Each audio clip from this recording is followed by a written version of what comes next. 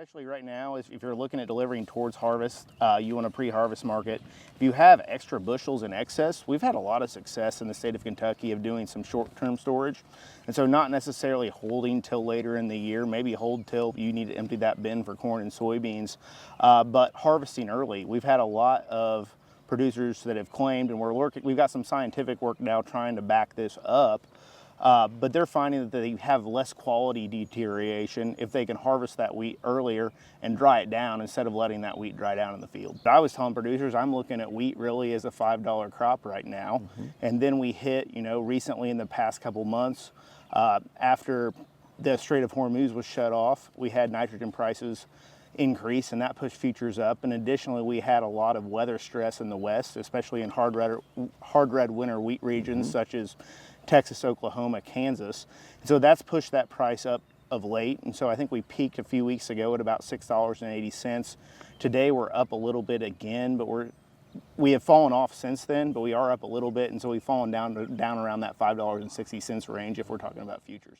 And so when we do see export demand grow, we see that grow on the hard red winter side. And that's exactly what we saw this previous year. We had a big increase in hard red winter where soft red winter stayed pretty flat. That said, I think the positive, if we're looking forward for the soft red winter producer, is that we're looking at a year where we know yields are going to be down in hard red winter regions.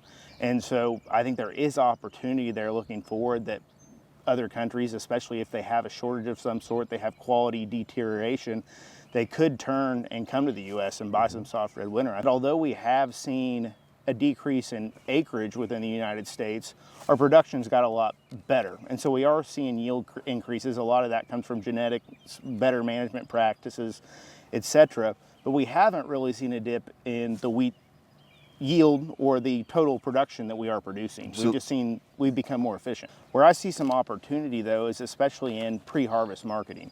And so if we look back at the last year, we had high prices really last year at this time for this year's wheat. So if we were going to deliver it at harvest this year, and then we had the recent increases, and so those were 2 times when you could capture, near $1.50 to $2 extra per bushel. And I think that points to the importance of making sure that we are marketing early, that we're pushing for capturing those higher prices early. And I think even right now, if I'm looking at the crop price for next year, futures yesterday were at around $6.50. And I think that's actually a good spot to make your first sale if you got that opportunity.